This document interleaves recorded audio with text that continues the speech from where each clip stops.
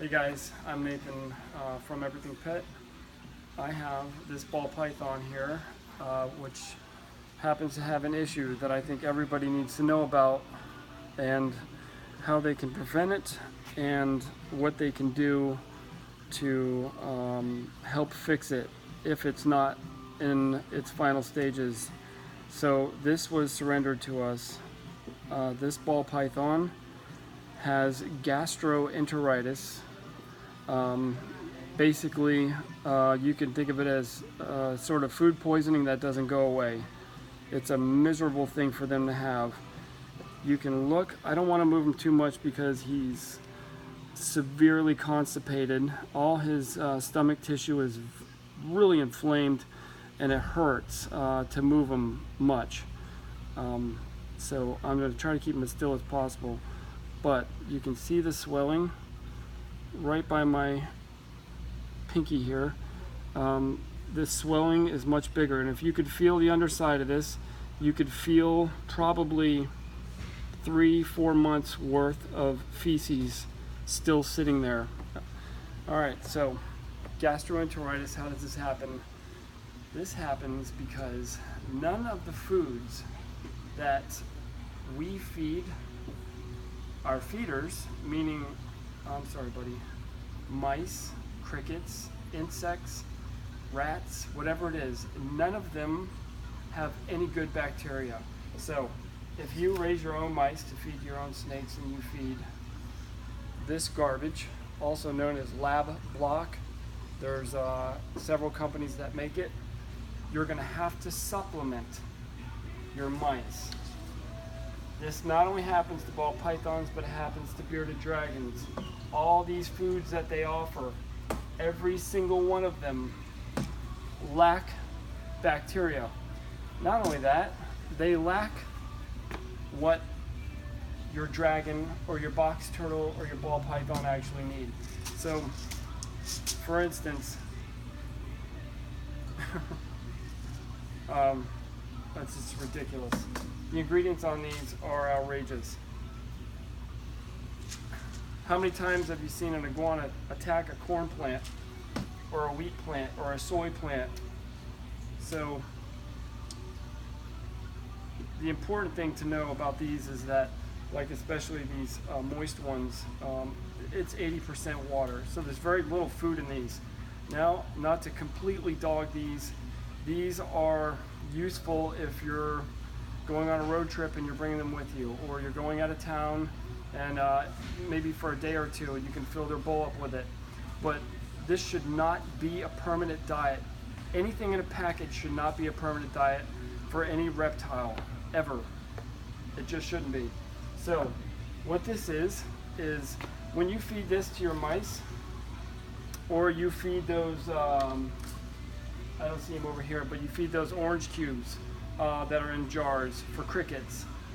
Anything that's packaged for a cricket or for a mouse, you feed it to them, they're getting no bacteria. These guys are getting no good bacteria from those crickets or those mice because there's none in the jars. None.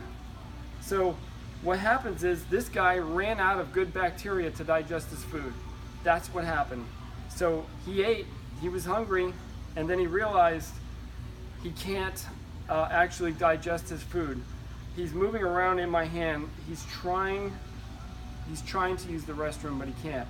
So the first time, the very first stage that they have gastroenteritis, they throw up once or twice.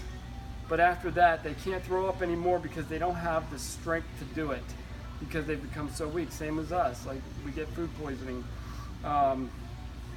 So you have to supplement these guys. Any fish, all the fish foods, it's over there, but all the fish foods that contain everything that a fish doesn't need.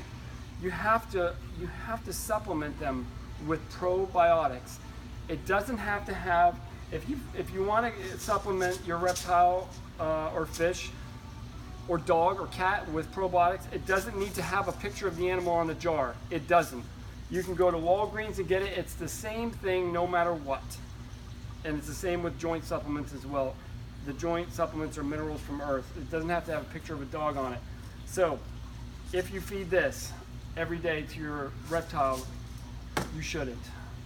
If you have to, then I beg you to go get probiotics. So this guy is probably too late. If you look closely, his mouth is wide open. They brought him in way too late.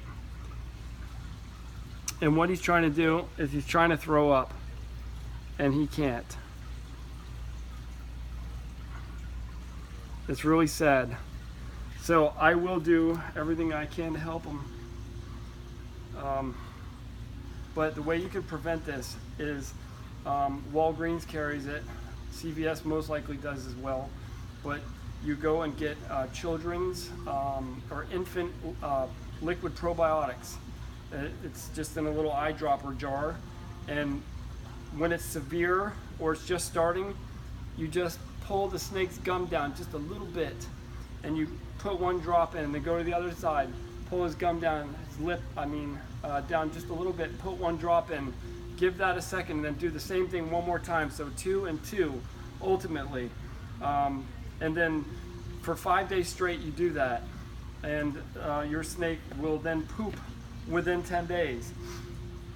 The other thing is, if your snake stops eating for no reason whatsoever, you offer them a mouse, and this happens a lot with ball pythons. You offer them a mouse or a rat or whatever it is, and they don't want to eat it. They haven't gone to the bathroom in a long time. That is 99.9% of the time gastroenteritis. That is exactly what that is. I do have a microscope video of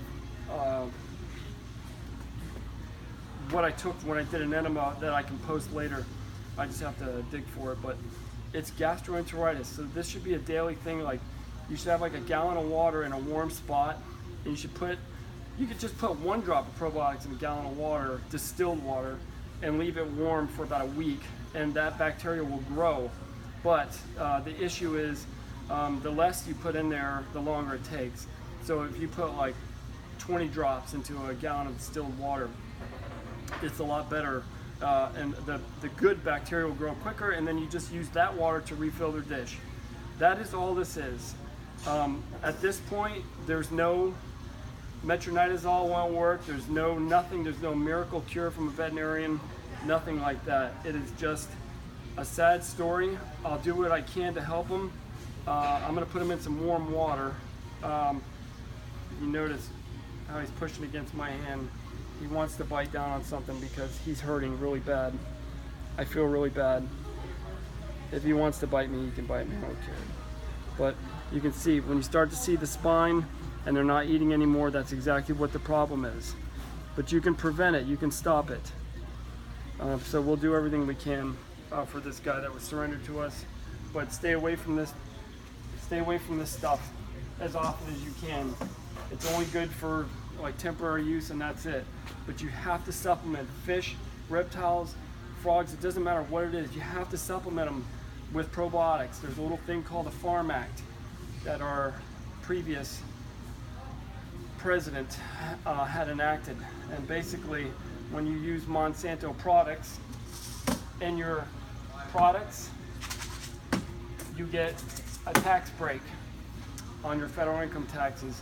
So you see everything in here that is useless, all the ingredients in here that are useless. They're only good for one thing, and that's temporary use, and that's it. But otherwise, always try to give everything as real as you can get it. There you go, there you have it. You heard it here first.